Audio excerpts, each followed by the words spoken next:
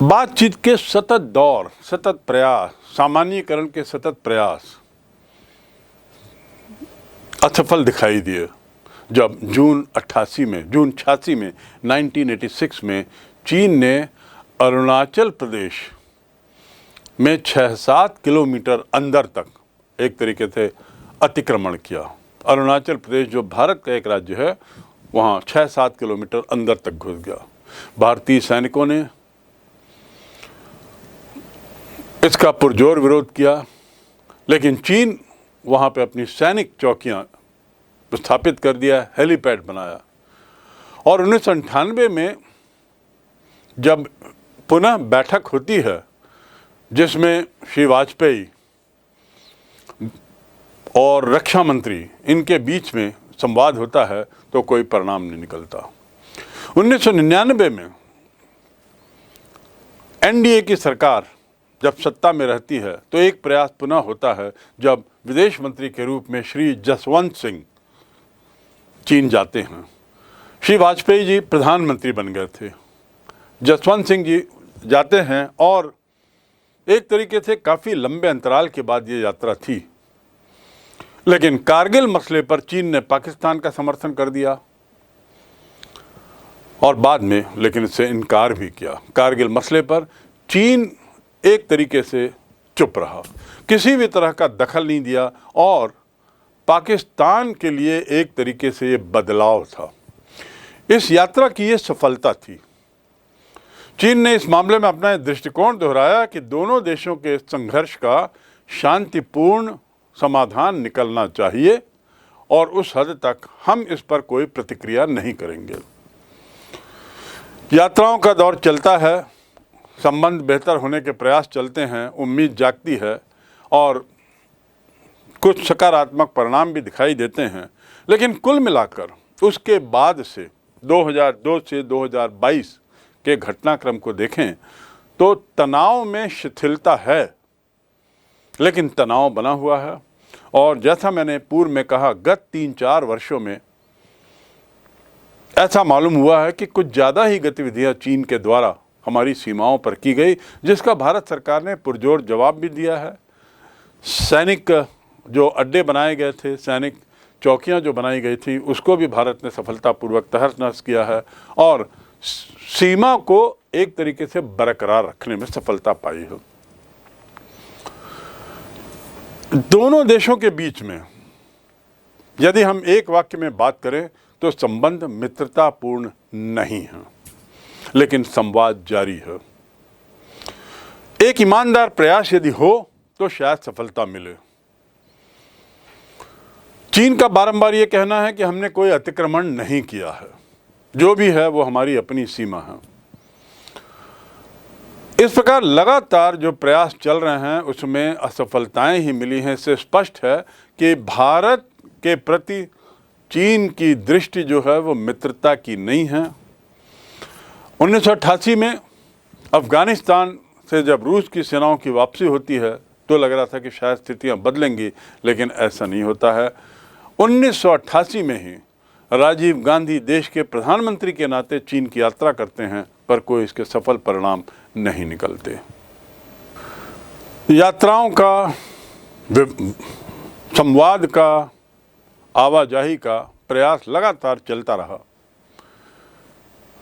चीन के रवैये में कोई खास बदलाव नहीं आया। औपचारिक तरीके से बातचीत होती रही, लेकिन संबंधों में सुधार नहीं रहा।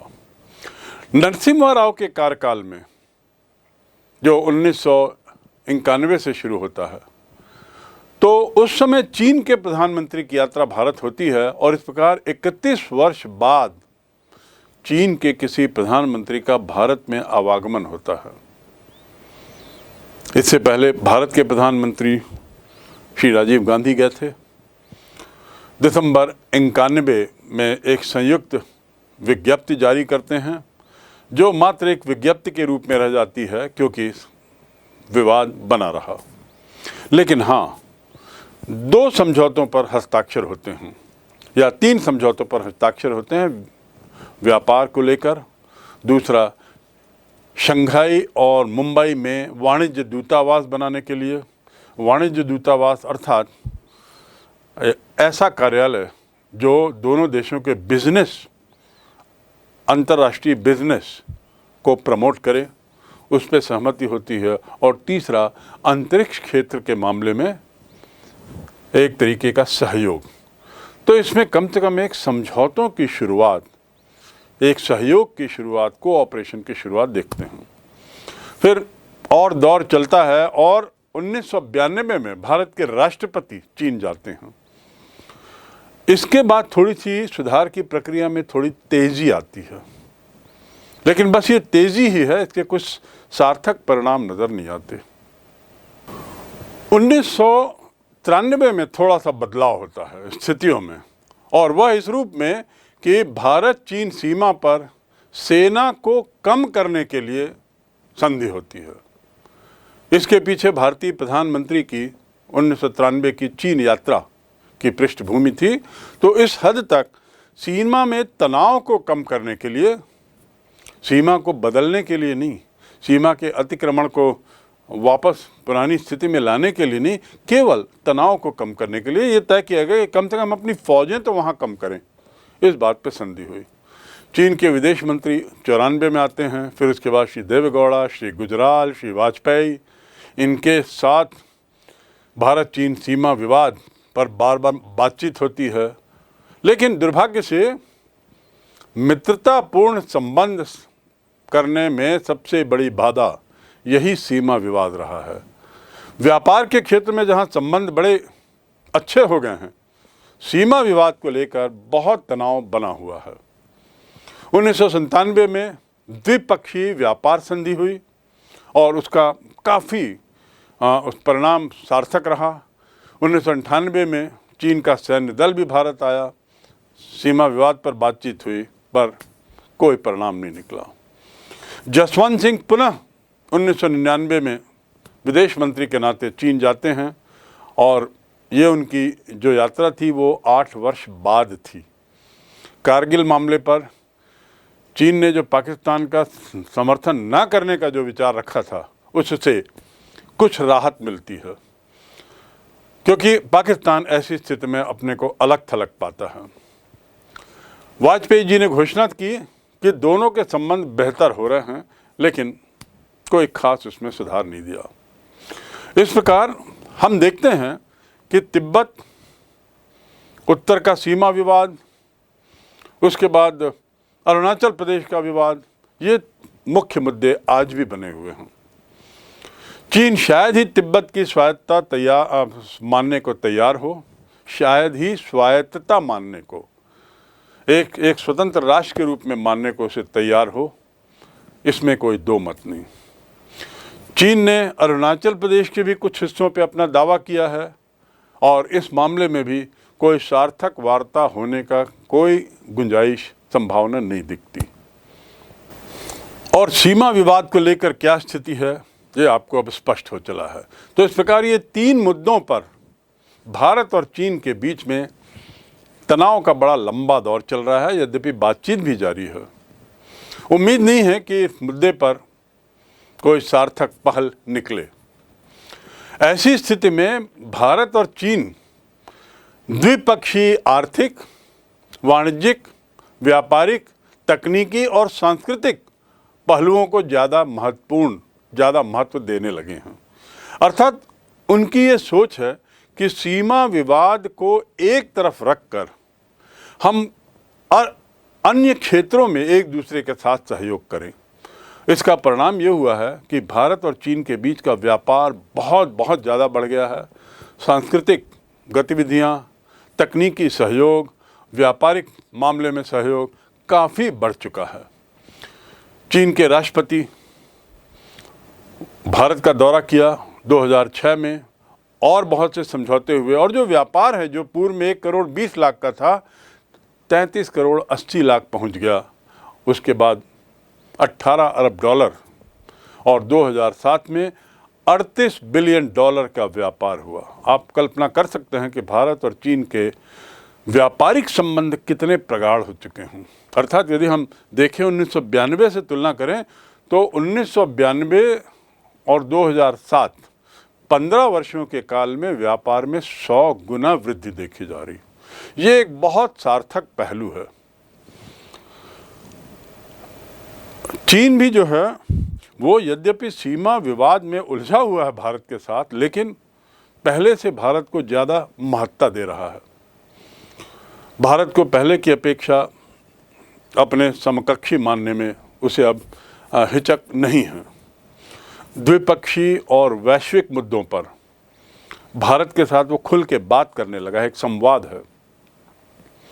भारत और चीन के व्यापार में जो लगातार बढ़ोतरी हुई है उससे आवाजाही भी बढ़ी है लोगों की।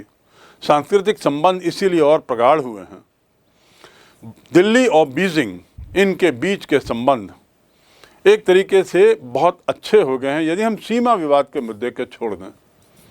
बेहतर समझ है, संचार, परिवहन, आर्थिक क्षेत्र में एक दूसरे का हित और वैश्विक सरोकारों के कारण भारत और चीन के बीच संबंधों को ज़्यादा सकारात्मक किए जाने की ज़रूरत है और हो भी रहा है। वैश्विक परिप्रेक्ष्य में देखा जाए तो भारत और चीन दोनों महसूस करते हैं कि एक दूसरे के सहयोग की ज़रूरत है, मजबूत संबंधों को मजबूत करने की ज़रूरत है। और इस प्रकार सीमा विवाद को थोड़ा बैक बेंच में डालकर, बैक बर्नर में डालकर हम और चीन, भारत और चीन एक दूसरे के संबंधों को निरंतर बढ़ाते जा रहे हैं। इस प्रकार हम देखते हैं कि यूरोपीय संघ,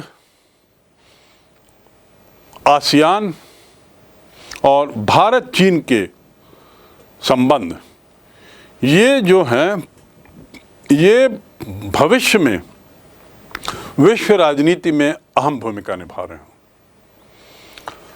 इसीलिए ये वैकल्पिक सत्ता के केंद्र बनकर अमेरिका के वर्चस्व को एक तरीके से रोके हुए हैं। इसीलिए इस अध्याय का जो शीर्षक है वह है वैकल्पिक सत्ता के वैकल्पिक केंद्र। तो अब आपको स्पष्ट हो गया होगा कि किस प्रकार सोवियत यूनियन के विघटन के बाद यूरोपियन यूनियन एक सत्ता के रूप में सामने आती है, एशियान एक अन्य ऑल्टरनेटिव सत्ता के रूप में सामने आता है, और भारत और चीन यदि एक हो जाएं, एकजुट हो जाएं, जिसकी ज़रूरत दोनों महसूस कर रहे हैं, तो उसके परिणाम स्वरूप अमेरिका का विकल्प, अमेरिका की जो वर्चस्वता है उस पर रोक लगेगी और अमेरिका के विकल्प के रूप में ये सामने आ रहे हैं, जिसका परिणाम बहुत सार्थक होगा। वैकल्पिक शब्द जो है विकल्प से बना है। किस चीज़ का विकल्प? अमेरिका के प्रभुत्व का विकल्प। तो अमेरिका अब अनचैलेंज अपने को ना माने। सोवियत संघ के विघटन के बाद अमेरिका जो सोचने लगा था कि अब पूरी दुनिया उसकी मुट्ठी पे, ऐसा नहीं है। ये तीन ऑल्टरनेटिव्स, तीन विकल्प अब विश्व के सामने हैं और अमेरिका को एक तरीके से बराबर की टक्कर देने में सक्षम है। और ये सक्षमता इनकी विश्व की राजनीति को अब प्रभावित करना शुरू कर दी है। इस प्रकार ये अध्याय एक तरीके से यहाँ समाप्त होता है और हम समझ सके हैं कि विश्व की राजनीति कैसे बदल रही है। शीतकालीन विश्व, उसके बाद सोवियत संघ का विघटन, उसके बाद अमेरिका का वर्चस्व का काल और अब ये वैकल्पिक सत्ता का काल। आपके अध्याय में एक पैराग्राफ, एक अनुच्छेद अंत में दिया हुआ है। यह अनुच्छेद किस बात की ओर इशारा करता है, इसे थोड़ा समझने की कोशिश करें। मैं इस अनुच्छेद को पूरा पढ़ना चाहूँगा, आप इसे सुने और किस ओर ये इशारा कर रहा है ये अनुच्छेद, इसे समझने की कोशिश करें। Sony, Panasonic, Canon, Suzuki, Honda, Toyota और माज़दा, ये सब बहुत बड़े बड़े ब्रांड्स के नाम हैं। जैसे प्रसिद्ध जापानी ब्रांड के नाम आपने जरूर सुने होंगे। उच्च प्रौद्योगिकी के उत्पाद बनाने के लिए इन ब्रांड्स के नाम बहुत मशहूर हैं। जापान के पास प्राकृतिक संसाधन कम हैं और वह ज़्यादातर कच्चे माल का आयात करता है। इसके बावजूद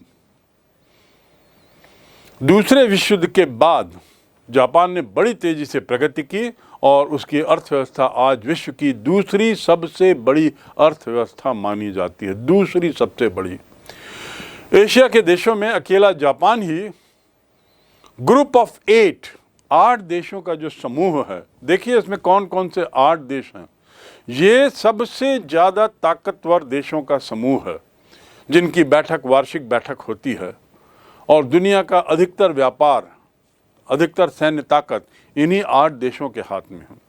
उसमें एशिया से एक ही देश शामिल है, अर्थात महाशक्ति के रूप में जापान को देखा जा रहा है और उस ग्रुप ऑफ 8 में वो शामिल है। यदि आबादी की बात करें तो विश्व में जापान का स्थान 10वां है। क्षेत्रफल की बात करें बहुत छोटा है। 1945 के पहले तो नागासाकी, हिरोशिमा और एटम बॉम्ब और जापान की फ़ौज के द्वारा आत्मसमर्पण, ये सबको मालूम है। कितनी बुरी स्थिति रही होगी आप कल्पना कर सकते हैं। और चूँकि भौगोलिक क्षेत्र बहुत छोटा है, चारों तरफ समुद्रों से घिरा हुआ है, मुख्य भूमि से, मेन लैंड से दूर है, तो निश्चित रूप से इसके पास प्राकृतिक संसाधन भी बहुत कम हैं। कितनी दिक्कतें हैं उसके पास, लेकिन उसके बावजूद जिन ब्रांड्स का मैंने नाम लिया, ये सारे ब्रांड्स आज विश्व प्रसिद्ध हैं और जापान के हैं। परमाणु बम की विभीषिका झेलने वाला जापान अकेला देश, और कहीं बम नहीं गिराए गए, केवल जापान में। लेकिन वही जापान जो इतनी सारी समस्याएं जिसके सामने हैं, या तो वो समस्याओं में खो जाता और या इससे उबरने का प्रयास करता। उबरने का सार्थक प्रयास इन ब्रांड्स के नाम। दूसरा, उबरने का स्पष्ट उदाहरण कि संयुक्त राष्ट्र संघ का जो आय व्यय है, उसका जो खर्च है, उसका जो बजट है यूएनओ का, उसका 20% से ज़्यादा पैसा जापान देता है। संयुक्त राष्ट्र संघ का जो वार्षिक बजट है, उसका 20% कंट्रीब्यूशन जापान। संयुक्त राष्ट्र संघ के बजट में इसका जो कंट्रीब्यूशन है वो दूसरा सबसे बड़ा कंट्रीब्यूशन, और पहला अमेरिका सबसे ज़्यादा पैसा देता है, उसके बाद जापान का। आप सोच सकते हैं कि जापान कितना आर्थिक दृष्टि से कितना शक्तिशाली हो गया है। 1951 में जापान ने अमेरिका के साथ सैनिक समझौता किया, जिसके तहत अमेरिका जापान को सुरक्षा की एक तरीके से गारंटी देता है, और इसलिए जापान की अपनी कोई फौज नहीं है। आप कल्पना कर सकते हैं, इसकी कोई फौज ना होने का ही परिणाम है कि जापान सैनिक संसाधनों पर खर्च नहीं करता, उसके बदले वो देश के विकास, आर्थिक विकास पर सारा पैसा लगाता है। यहाँ तक कि जापान का जो संविधान है, उस संविधान में कहा गया है कि राष्ट्र के संप्रभु अधिकार के रूप में युद्ध को और अंतर्राष्ट्रीय विवादों को सुलझाने में बल प्रयोग या धमकी से हम काम नहीं लेंगे। इस तरीके को जापान के लोग हमेशा के लिए त्याग देते हैं। किस तरीके को? बल का प्रयोग। किस तरीके को? धमकी देने का प्रयोग। इनके संविधान में लिख दिया गया है कि ना हम कभी बल का प्रयोग करेंगे, अर्थात हम बल ही नहीं रखेंगे, और कभी जरूरत पड़ गई तो अमेरिका उनके साथ है। परिणाम क्या है कि जापान का सैन्य खर्च उसके सकल घरेलू उत्पाद का केवल 1% है, और देखा जाए तो उसके बावजूद, कहने को तो 1% है, लेकिन विश्व में सैन्य व्यय की दृष्टि से उसका स्थान चौथा है, क्योंकि समुद्री सीमाएं हैं उसकी, उन सीमाओं की रक्षा के लिए उसे खर्च करना पड़ता है। पर कुल उसके बजट का कितना है? मात्र 1%। आप समझ सकते हैं कि यदि हम सैन्य खर्चों पर लगाम लगाएं तो देश के विकास में कितनी तेजी आएगी। दुर्भाग्य से भारत की स्थिति इसकी विपरीत है। यही मैसेज इस पैराग्राफ के माध्यम से देने का प्रयास है। यूरोपीय संघ के प्रभाव की हमने बात कर ली। यदि हम इसे ग्राफिक्स के रूप में देखें, फ्लो चार्ट के रूप में देखें, तो कुछ इस तरह का पिक्चर आपके सामने आएगा। पहला, आर्थिक प्रभाव, जिसके अंतर्गत आपको उसके आर्थिक प्रभाव का विश्लेषण करना है, किया गया है। दूसरा, राजनीतिक प्रभाव। इस राजनीतिक प्रभाव के तहत आप देख सकते हैं ये 3 बिंदु। तो तीसरा है सैनिक प्रभाव। सैनिक प्रभाव को भी आप 3 बिंदुओं में बांट सकते हैं और इस प्रकार यूरोपीय संघ का विश्व में प्रभाव स्पष्ट हो जाता है। यूरोपीय संघ की विशेषताएं, जिसको हम संक्षिप्त में कुछ इस तरह समझ सकते हैं। पहली विशेषता, समान विदेश नीति और सुरक्षा नीति। उसके अंतर्गत एक समान मुद्रा का भी जिक्र आएगा। दूसरा, एक विशाल राष्ट्र राज्य की तरह काम करने लगता है। उसके तहत 2-3 बिंदु हैं जो यहाँ स्पष्ट दिखाई दे रहे हैं। और तीसरा है, अन्य देशों के मामले में साझी विदेश और सुरक्षा नीति और नए सदस्य मुख्यतः भूतपूर्व सोवियत संघ से हैं। ये इसकी विशेषताएं हैं संक्षिप्त में।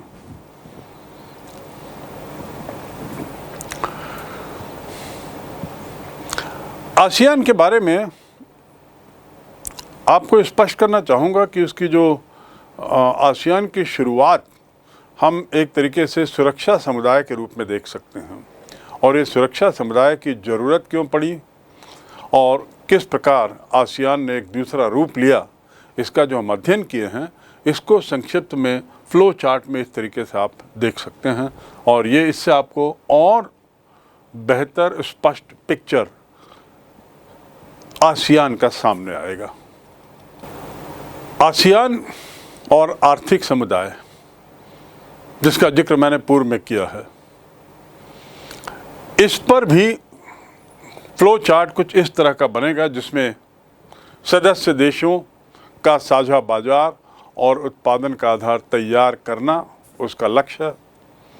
दूसरा, निवेश, श्रम और सेवाओं के मामले में मुक्त क्षेत्र, मुक्त व्यापार, उससे जुड़े हुए क्षेत्र को बनाने का प्रयास करना है और उसके तहत आने वाले कुछ बिंदु। आसियान की स्थापना को लेकर यदि हम एक फ्लो चार्ट बनाएं, तो उसकी शुरुआत सुरक्षा और आर्थिक मामलों से तो है ही। 1967 में दक्षिण पूर्व एशिया के 5 देश, जैसा आप यहाँ देख सकते हैं, उसके बाद के वर्षों में जुड़ने वाले देश, फिर उसके उद्देश्य और कानून का शासन, ये आसियान का एक खाका एक पेज में आपके सामने दिखाई देगा। चीन की बात करते हुए संक्षिप्त में कुछ ये कहना जरूरी होगा कि 1949 से जब साम्यवादी क्रांति आती है और चीनी जनवादी गणराज्य की स्थापना होती है, पीपल्स डेमोक्रेसी, तो क्या उसके बिंदु हैं जो उसमें बदलाव लाते हैं, जिसमें बदलाव आता है। अर्थव्यवस्था जो है वो सोवियत मॉडल में आधारित, आर्थिक रूप से चीन पिछड़ा हुआ था, तो उसने पूंजीवादी व्यवस्था से अपने पूरे रिश्ते तोड़े और अपने ही संसाधनों से गुजारा करने के सिवाय उसके पास कोई चारा भी नहीं था। दूसरी ओर उसने खेती से पूंजी निकालकर सरकारी नियंत्रण पर बड़े उद्योग पर जोर दिया। विदेशी बाजारों से तकनीकी खरीदने के लिए जो विदेशी मुद्रा की कमी थी, उसके लिए आयातित सामानों को रोककर घरेलू उत्पादन पर जोर दिया। ये उसका अपना मॉडल है जो संक्षिप्त में कुछ इस तरह दिखाई देता है। सोवियत संघ का आर्थिक मॉडल, चीन का आर्थिक मॉडल, जो सोवियत संघ से कुछ हद तक प्रेरित था। चीन के द्वारा जो बदलाव किए गए, उसके परिणाम क्या हुए, उसको भी हम बिंदुवार फिर से देख लें, सबसे पहला औद्योगिक अर्थव्यवस्था खड़ा करने का जो इसका जो प्रयास था, उसमें सभी नागरिकों को रोजगार और सामाजिक कल्याण योजनाओं का लाभ देने के लिए उनको दायरे में लाया गया। दूसरा, अपने नागरिकों को शिक्षित करने और स्वास्थ्य सुविधाएं मुहैया कराने के लिए उसने चीन ने बहुत प्रयास किए और विकसित देशों से भी आगे निकल गया। समस्या लेकिन बनी रही, और वो समस्या थी जनसंख्या में 2 से 3% की वृद्धि, वार्षिक वृद्धि। और चीन की इतनी बड़ी जनसंख्या में 2 से 3% भी काफ़ी मायने रखती थी, इसलिए ये एक समस्या बनी हुई। इसके बाद अगला कदम खेती की पैदावार, उद्योगों की पूरी ज़रूरत नहीं दे पाती थी, और अंतिम औद्योगिक उत्पादन पर्याप्त तेजी से नहीं बढ़ रहा था, विदेशी व्यापार नहीं के बराबर था, क्योंकि उसने अपने दरवाजे बंद रखे थे। निष्कर्ष क्या? इसका निष्कर्ष यही कि इन सब बदलाव के बाद, सुधारों के बाद, नीतियों में परिवर्तन के बाद, पहला, क्षेत्रीय और वैश्विक स्तर पर चीन एक जबरदस्त आर्थिक ताकत के रूप में सामने आता है। सभी उसका लोहा मानने लगे। दूसरा, व्यावसायिक साझीदारों पर चीन का बहुत ज़्यादा प्रभाव पड़ा, जिसमें भारत भी एक है। तीसरा, इसी कारण से जापान, अमेरिका, आसियान, रूस, जो दुनिया के सबसे ताकतवर प्रभावशाली केंद्र हैं, ये सभी लोग चीन के साथ अन्य तरह के विवादों को भुला दिए हैं, क्योंकि उनके पीछे एक ही मकसद, एक ही उद्देश्य है कि चीन के साथ किसी तरह से समझौतावादी नीति अपना के रखें, क्योंकि चीन इतना ताकतवर हो चुका है। अगला, 1997 में जो एशियान में संकट आया था, उसमें जिस तरीके से चीन ने मदद की आसियान देशों को, उसके लिए ये देश चीन के प्रति ऋणी रहे हैं। लैटिन अमेरिका और अफ्रीका में भी चीन ने निवेश किया, मदद की नीति अपनाई, और इस प्रकार विकासशील देश के मामले में चीन जो है वो एक मजबूत स्तंभ के रूप में सामने आया है। लेकिन इस सब का एक पहलू ये भी, चीन निश्चित रूप से महाशक्ति बना, सोवियत संघ भी महाशक्ति बना था, लेकिन इसका क्या हर्ष हुआ? चीन की कुछ दिक्कतें भी हैं। पहला, बढ़ता हुआ भ्रष्टाचार। दूसरा, पर्यावरण को नुकसान। तीसरा, गांव और शहर तथा तटीय और मुख्य भूमि में रहने वाले लोगों के बीच जो आर्थिक अंतर है, वो बड़ा स्पष्ट है।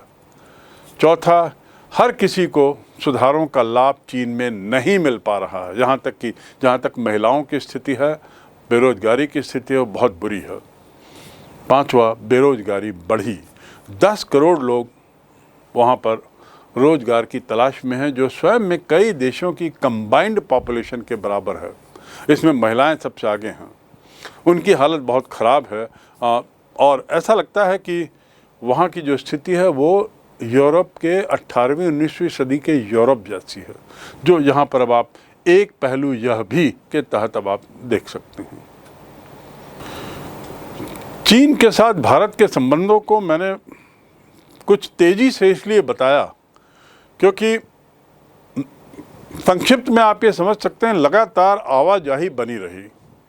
लगातार एक दौर आया, खासकर तीसरा काल जो है संवाद का काल, जिसमें आदान प्रदान बहुत हुआ, सीमा विवाद को थोड़ा दरकिनार किया गया। तो उसको लेकर संक्षिप्त में यहाँ पर आपके सामने एक ग्राफ है, एक फ्लो चार्ट है, जिसमें भारत और चीन के संबंधों पर बताया गया है। ऐतिहासिक परिप्रेक्ष्य में पश्चिमी साम्राज्यवाद की बात करें यदि, वेस्टर्न इंपीरियलिज्म, दोनों ही उससे प्रभावित थे, दोनों ही अब एशिया की महाशक्ति हैं। जहाँ तक रही चीन की बात, उसके लिए ये 3 बिंदु उसके संबंध में, भारत के संबंध में ये 2 बिंदु हैं, और इन दोनों के बीच जो कनेक्शन है वो बहुत महत्वपूर्ण है कि अपने प्रभाव क्षेत्र में किसी भी तरह की कमी हो तो इनमें टकराव होता है। दोनों देशों के बीच प्रत्यक्ष राजनीतिक और सांस्कृतिक संबंध नहीं रहे हैं और दोनों एक दूसरे को जान भी नहीं सके, पहचान नहीं सके पूर्व में। ये एक बहुत बड़ी दिक्कत रही। तो इस प्रकार चीन के भारत के संबंध को संक्षिप्त रूप में इस प्रकार हम देख सकते हैं।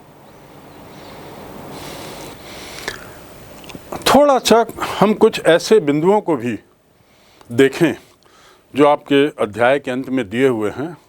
मैं केवल उन्हीं बिंदुओं की चर्चा करूंगा जो अध्याय का हिस्सा न होते हुए भी अध्याय से उनका संबंध है। जैसे उदाहरण के लिए पहली बात, वैकल्पिक केंद्र 1990 के बाद उभर के सामने आते हैं, पहला बिंदु। दूसरा, यूरोपीय आर्थिक सहयोग संगठन की स्थापना 1948 में होती है और 1949 में राजनीतिक संगठन की स्थापना होती है यूरोप के। ईईसी की स्थापना, जिसका मैंने जिक्र पूर्व में किया, 1957 में होती है और यूरोपीय संघ जो आज सर्वशक्तिशाली संस्था के रूप में सामने आई है, उसकी स्थापना 1992 में। उसके पूर्वज के रूप में हम ये राजनीतिक संगठन जो 48 का, 49 का और फिर ईईसी को मान सकते हैं।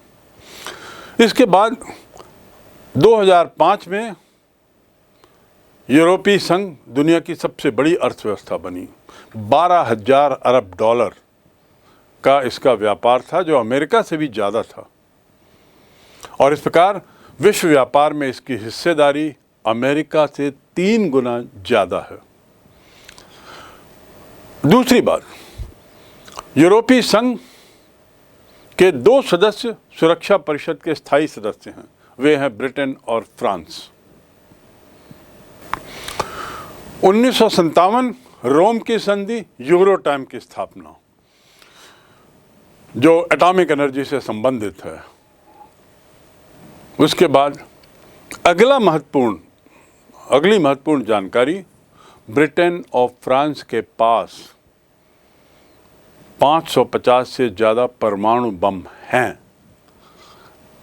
इनका जिक्र इसलिए किया जा रहा है क्योंकि ये यूरोपीय संघ के सदस्य हैं और उसके साथ ही सुरक्षा परिषद के भी सदस्य हैं, संयुक्त राष्ट्र संघ के।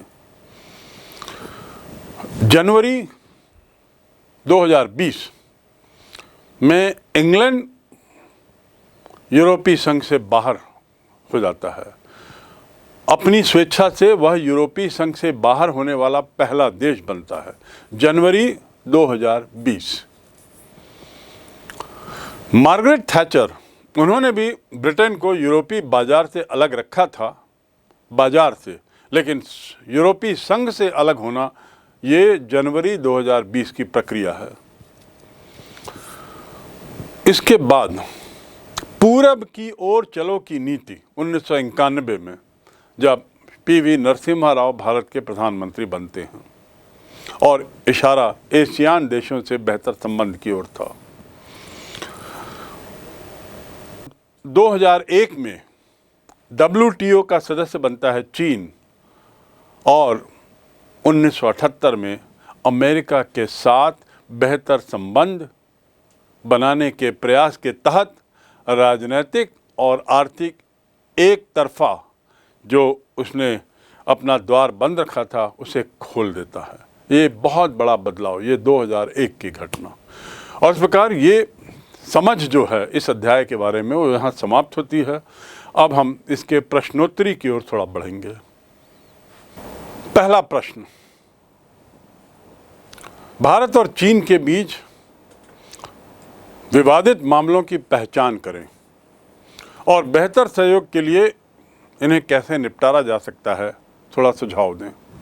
जहाँ तक पहचान की बात है, विवादित मामले तो पहला सीमा विवाद, दूसरा जिसमें मैकमोहन रेखा, चीन और पाकिस्तान के बीच हथियारों की आपूर्ति, भारत द्वारा दलाई लामा को समर्थन देना, अरुणाचल प्रदेश का मुद्दा, ये विवाद के कारण हैं। और जहाँ तक सहयोग की बात है या मामलों को निपटारे की बात है, तो उसका एक ही तरीका है और वह है कि संवाद लगातार बनाए रखें, सीमा को लेकर लगातार बैठकें जारी रहें, आज नहीं कल तो इसका हल निकलेगा। और दूसरी ओर अन्य क्षेत्रों में संबंध उसी गति से बेहतर होते जाए जिस गति से गत कुछ वर्षों में हुए हैं, खासकर व्यापार, सांस्कृतिक मामले, कूटनीतिक मामले आदि आदि में। द्वितीय विश्व युद्ध के बाद किस तरह यूरोपीय देशों ने अपनी समस्याएं सुलझाईं, संक्षिप्त में लेख। इसमें आपको क्या बताना होगा? राजनीतिक परिषद की स्थापना, आर्थिक परिषद की स्थापना यूरोपीय देशों द्वारा जो 1948-49 में होती है, फिर EEC, और उसके बाद 1985 में यूरोपीय देशों का जो संगठन बनता है, 1992 में जो यूरोपीय संघ की स्थापना होती है। ये एक इतिहास आपको क्रमबद्ध तरीके से लिखना होगा, लेकिन ये बहुत महत्वपूर्ण प्रश्न है। अगला प्रश्न, यूरोपीय संघ की क्या चीज़ें इसे एक प्रभावशाली संगठन बनाती हैं? दूसरे शब्दों में, इसे वैकल्पिक सत्ता के रूप में क्यों देखा जाने लगा है? पहली बात, पूरे यूरोप के अधिकतर देशों का यह संगठन है, इतना एकजुट कि इसका अपना झंडा, अपना राष्ट्रगान, अपने स्थापना दिवस और अपनी मुद्रा है, और साथ ही साथ एक नागरिकता भी है जो इसे बड़ी शक्ति देती है। एकजुटता की शक्ति जो मिलनी चाहिए वो इसे मिली हुई है। दूसरा, यूरोपीय संघ आर्थिक, राजनीतिक, कूटनीतिक मामलों में और सैनिक मामले में भी अमेरिका को बराबर की टक्कर दे रहा है, बल्कि कुछ मामलों में उससे आगे निकल गया। संयुक्त रूप से जो 28 देश संघ के सदस्य हैं, इनके द्वारा संयुक्त रूप से जो आर्थिक व्यापारिक वृद्धि की जा रही है, जो दर है, वो अमेरिका से भी ज़्यादा है, जो उसे बहुत शक्तिशाली बनाती है। सैनिक दृष्टि से बहुत शक्तिशाली इसलिए, जैसा मैंने बताया पूर्व में, फ्रांस और ब्रिटेन, इनके स्वयं के पास बहुत बड़ी मात्रा में परमाणु बम है और ये सुरक्षा परिषद के सदस्य भी हैं। अंतिम बात, दूसरी सबसे बड़ी सेना यूरोपीय संघ की कही जाएगी, और इस प्रकार यूरोपीय संघ की मजबूती का या वैकल्पिक सत्ता होने के ये कारण गिनाए जा सकते हैं। अगला प्रश्न, चीन और भारत की उभरती समस्याओं में मौजूदा एक ध्रुवी विश्व व्यवस्था को चुनौती दे सकने की क्षमता है। मैं पुनः दोहरा दूं, चीन और भारत की उभरती अर्थव्यवस्थाओं में मौजूदा एक ध्रुवी विश्व व्यवस्था को चुनौती देने की क्षमता है। यदि सहमत हैं तो तर्क दें। निश्चित रूप से इस बात पर सहमति सभी की होगी कि यदि ये दोनों जो देश एकजुट हो जाएं, तो एक वैकल्पिक सत्ता का केंद्र बनने में कोई नहीं रोक सकता। रही तर्क की बात, तो पहला, भौगोलिक दृष्टि से भारत और चीन विशालतम, संसाधनों की दृष्टि से विशालतम, जनसंख्या की दृष्टि से विशालतम, सैन्य दृष्टि से दुनिया की सबसे ताकतवर फौजों में चीन और भारत की फौजें गिनी जाती हैं। इसके अलावा भारत और चीन का एक अपना इतिहास रहा है, बड़े लंबे काल का इतिहास रहा है, अपनी परंपराएं, अपनी संस्कृति, अपनी विचारधारा रही है, जो इस प्रकार ये दोनों देश जो हैं वो बड़े लंबे ऐतिहासिक धरातल पर टिके हुए हैं, मजबूती से बड़े हुए हैं। साथ ही एशियान जो एक अन्य अंतर्राष्ट्रीय संगठन है, उन देशों के साथ इनके संबंध बड़े निकट हैं। आर्थिक रूप से ये दोनों देश बहुत ज़्यादा सक्षम हैं। इन दोनों देशों के बीच का जो व्यापार है वो विश्व व्यापार का एक बहुत बड़ा हिस्सा बन चुका है। तो इसलिए यदि ये दोनों एक रहें, अर्थव्यवस्थाएं इनकी इसी गति से बढ़ती रहे और संबंध सामान्य होते रहे, तो निश्चित रूप से ये बहुत ताकतवर वैकल्पिक केंद्र बन सकता है। अगला प्रश्न, भौगोलिक निकटता का क्षेत्रीय संगठनों के गठन पर क्या असर होता है? भौगोलिक निकटता अर्थात जो देश एक दूसरे की प्रॉक्सिमिटी में हैं, ये किस हद तक किसी संगठन को बनाने में मदद करते हैं? बहुत सरल प्रश्न है, लेकिन बहुत महत्वपूर्ण इस दृष्टि से कि इसका उत्तर होगा सकारात्मक असर पड़ना। निकटता के कारण इन देशों की समस्याएं समान होती हैं, धर्म, विचार, इतिहास आदि भी समान होते हैं, तो इस प्रकार सरल हो जाता है इनको संगठित होना। अगला प्रश्न, आसियान विजन 2020 की मुख्य बातें क्या हैं? इन बातों को मैं दोहराना नहीं चाहूँगा क्योंकि ये बिंदुवार आपको बताई गई हैं, तो इसलिए आप उन पन्नों पर जाएं जहां पर ये विजन का जिक्र है डॉक्यूमेंट का, और बिंदुवार उन्होंने लिखें। अगला प्रश्न, आसियान के मुख्य स्तंभ और उद्देश्यों को बताएं। ये part A. Part B, European Union के मुख्य उद्देश्य और उनके इतिहास के क्रम को बताएं। और अंतिम प्रश्न है, आज की चीनी अर्थव्यवस्था नियंत्रित अर्थव्यवस्था से किस तरह अलग है? प्रश्न स्पष्ट है। प्रश्न इस तरफ इशारा करता है कि किस प्रकार चीन की अर्थव्यवस्था या अर्थव्यवस्था को लेकर उसकी विचारधारा में बदलाव आए हैं। तो आपको जो विभिन्न पड़ाव हैं उसके अर्थव्यवस्था के बदलाव में, उनका जिक्र करना है बिंदुवार, जिसकी शुरुआत आप कर सकते हैं 1949 में माओ जेडोंग के आने से लेकर फिर 1978, और उसके बाद बहुत तेज़ी से जो बदलाव आए, जिसमें ओपन डोर पॉलिसी भी है, अमेरिका के साथ संबंध हैं और आवाजाही है, भारत के साथ बदलते हुए जो संबंध हैं, इसका जिक्र इसमें ज़रूर करना है। तो इस प्रकार प्रश्नोत्तरी का ये दौर इस अध्याय के लिए समाप्त होता है और ये अध्याय भी यहीं पर समाप्त होता है।